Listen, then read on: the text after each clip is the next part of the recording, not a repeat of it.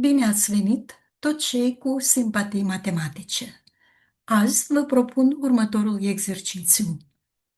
Este dat pătratul ABCD și punctul M pe latura AD. Înscrieți în pătrat un triunghi isoscel cu vârful în punctul M, având dată măsura unghiului M. Succes! Avem dat un pătrat ABCD și un punct M pe latura AD.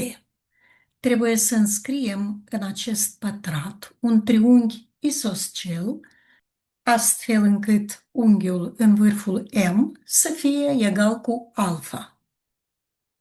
Evident, măsura unghiului alfa variază între 0 și 90 de grade.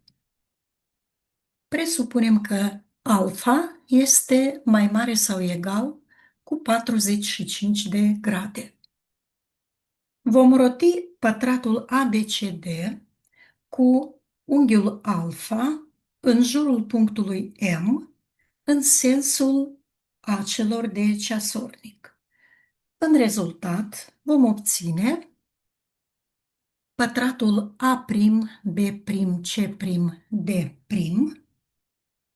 congruent cu pătratul ABCD, de exemplu așa cum se arată în imagine. Latura B'C' a noului pătrat intersectează latura CD a pătratului inițial într-un punct pe care îl vom nota cu P'.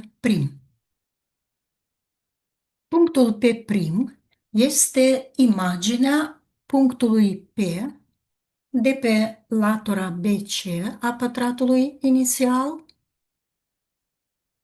și pe care îl putem obține rotind pătratul A'B'C', cu punctul P' arătat pe el în direcția inversă a celor ceasornicului. Segmentele BP și B'P' au lungimi egale.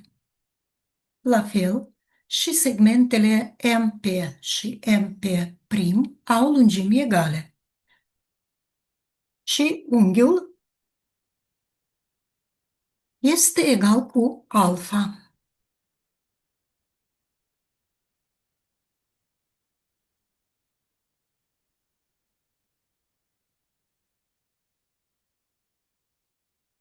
Unim punctele P și P'